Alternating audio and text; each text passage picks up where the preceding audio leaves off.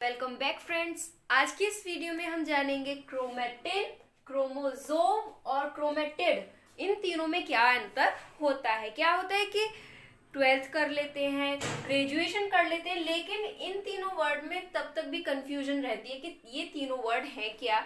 Genetic information से ही relate करते हैं, न्यूक्लियस से ही रिलेट करते हैं, तो काफ़ी सारी कंफ्यूजन होती है कि इनमें क्या फ़र्क है। काफ़ी कॉमन बेसिक फ़र्क है हालांकि, लेकिन ये जानना बहुत ज़रूरी हो जाता है फॉर बायोलॉजी स्टूडेंट्स। आज की इस वीडियो में हम क्रोमोसोम, क्रोमेटिड और क्रोमेटिन के स्ट्रक्चर के बारे में पढ़ेंगे अच्छे से, और आई होप कि आपको आगे फिर इसके कंफ्यूजन नहीं होगी। तो शुरू करते हैं। सबसे पहले हम क्रोमेटिन से। क्रोमेटिन क्या होता है? क्रोमेटिन बनता है डीएनए स्ट्रैंड और प्रोटीन के कॉम्बिनेशन से। प्रोटीन जैसे कि हिस्टोन प्रोटीन। तो क्रोमेटिन होता है जो डीएनए और प्रोटीन की कॉम्बिनेशन से बनता है। अब कॉम्बिनेशन से कैसे? मान लीजिए ये हिस्टोन प्रोटीन है, तो ये जो हिस्टोन प्रोटीन होती है इसके चारों तरफ रैप होती है डीएनए। डीएनए जो स्ट्रैंड होगा इसके चारों तरफ रैप होता है, और एक ये बीड लाइक स्ट्रक्चर बनाते हैं। कौन सा? Beads like structure. Beads like structure से क्या मतलब है कि जैसे हम एक धागे में काफी सारे मोतियां डाल देते हैं तो एक स्ट्रक्चर बन जाता है, माला बन जाती है। इसी तरीके से जो क्रोमेटिन होता है ये इस फॉर्म में प्रेजेंट होता है। किसमें? न्यूक्लियस के अंदर। न्यूक्लियस के अंदर क्रोमेटिन प्रेजेंट होता है। लेकिन ये जो क्रोमेटिन है ये सिर्फ यूकैरियोटिक सेल में होता है।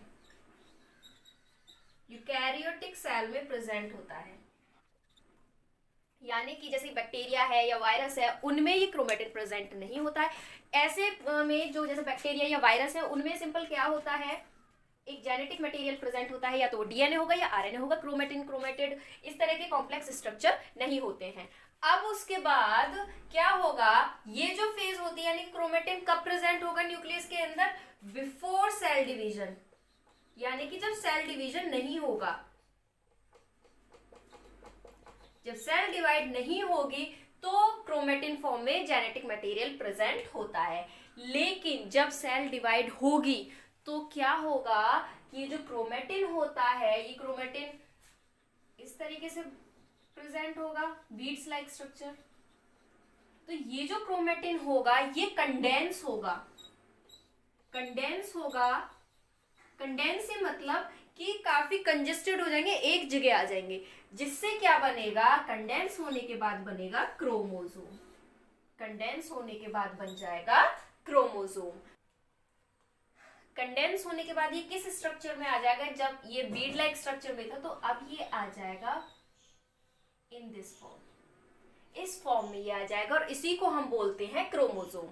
और ये जो क्रोमोसोम बनता है ये बनता है प्रोफेज स्टेज पे। जब सेल डिवाइड होता है तो उसके प्रोफेज स्टेज पे ये क्रोमोसोम अच्छे से बन जाता है। जो क्रोमेटिन होता है इसको तो हम आसानी से नहीं देख सकते, लाइट माइक्रोस्कोप से या कंपाउंड माइक्रोस्कोप से नहीं देख सकते। लेकिन जो क्रोमोसोम होता है जब सेल डिवाइड होती है तो ये आसानी से विजुअलाइज हो जाता है। ड्यूरिंग मेटाफेज हम क्रोमोसोम को अच्छे से देख सकते हैं। मेटाफेज में क्या होता है, जो क्रोमोसोम होते हैं वो इक्वेटर पे आ जाते हैं, सेल के इक्वेटर पे आ जाते हैं। तो उस कंडीशन में हम लाइट माइक्रोस्कोप या कंपाउंड माइक्रोस्कोप से आसानी से क्रोमोसोम को विजुअलाइज कर सकते हैं। ये भी प्रोसेस है क्रोमोसोम का बनना, ये सेल डिवीजन के टाइम पे हो रहा है। तो जब एक सेल से दो सेल बनेंगी जो कि सेल डिवीजन में होता है तो क्या होगा, इस सेल से जो जेनेटिक मटेरियल है इसमें भी आना चाहिए और इसमें भी आना चाहिए। यानी कि मान लीजिए ये हम एक क्रोमोसोम को ही लेके चल रहे हैं, ये जो क्रोमोसोम है इसमें भी आना चाहिए और इसमें भी आना चाहिए। तो ये कैसे होगा? अब क्योंकि भाई एक ही क्रोमोसोम है, एक ही सेल में जाएगा ये तो, लेकिन एक प्रोसेस होती है रेप्लिकेशन। क्या होगा कि ये जो क्रोमोसोम होता है एक, इसका रेप्लिकेशन होगा और ये आइडेंटिकल स्ट्रैंड बना लेगा। क्या होगा रेप्लिकेशन के दौरान कि अब ये इस फॉर्म में आ गए।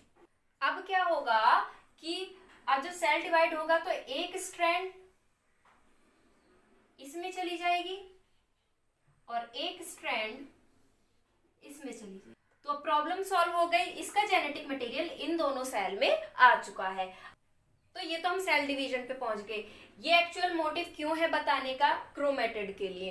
तो रेप्लिकेशन हुआ, रेप्लिकेशन के दौरान ये जो क्रोमोसोम बना, इन दोनों को हम बोलते हैं क्रोमेटिड। हम इन्हें बोल सकते हैं सिस्टर क्रोमेटिड। सिस्टर क्रोमेटिड से क्या मतलब कि दोनों ही ये जो स्ट्रैंड हैं ये आइडेंटिकल जेनेटिक मटेरियल को कैरी करती हैं। तो अब क्रोमोसोम, क्रोमेटिन और क्रोमेटिड तीनों क्लियर हो गए। क्रोमेटिन क्या होता है, क्रोमेटिन डीएनए और प्रोटीन से मिलके बनता है जो कि बीड्स लाइक स्ट्रक्चर होता है। ये कब प्रेजेंट होगा, जब सेल डिवाइड नहीं होता है और न्यूक्लियस में प्रेजेंट होता है, यूकैरियोटिक सेल में प्रेजेंट होता है। अब जब क्रोमेटिन जब सेल डिवीजन की फेज में आना शुरू होगा तो ये कंडेंस होना शुरू हो जाएगा। कंडेंस होने की वजह से ये क्रोमोसोम का स्ट्रक्चर बना लेता है और इसी को हम बोलते हैं क्रोमोसोम। अब क्या होगा, जब सेल डिवीजन होगा तो इसका रेप्लिकेशन होगा। रेप्लिकेशन होने के बाद दो स्ट्रैंड आइडेंटिकल हो जाएंगी और इनको हम बोलते हैं क्रोमेटिड। तो सिंपल ये ही डिफरेंस है तीनों। अब ड्यूरिंग सेल डिवीजन जो जेनेटिक मटेरियल है यानी क्रोमेटिन या क्रोमोसोम या क्रोमेटिड, ये किस फॉर्म में प्रेजेंट होते हैं, इनका अरेंजमेंट क्या होता है ये हम देखेंगे। तो इंटरफेज में क्या होगा, जो क्रोमेटिन प्रेजेंट होता है वो ग्रेन्युलर फॉर्म में प्रेजेंट होता है। अब उसके बाद प्रोफेज जो कि सेकेंड फेज है सेल डिवीजन का, उसमें जो क्रोमेटिन होगा वो कंडेंस होना शुरू हो जाएगा और अपने आप को क्रोमोसोम की फॉर्म में कर लेगा। अब उसके बाद क्रोमोसोम के फॉर्म में करने के बाद जब मेटाफेज में एंटर होगा तो क्या होता है, मेटाफेज में आपने सेल डिवीजन पढ़ा होगा। तो मेटाफेज में सेल जो होती है उसके इक्वेटर पे आ जाते हैं। इस तरीके से इक्वेटर, सेल के इक्वेटर पे क्रोमोसोम अरेंज हो जाते हैं जो कि होमोलोगस होते हैं।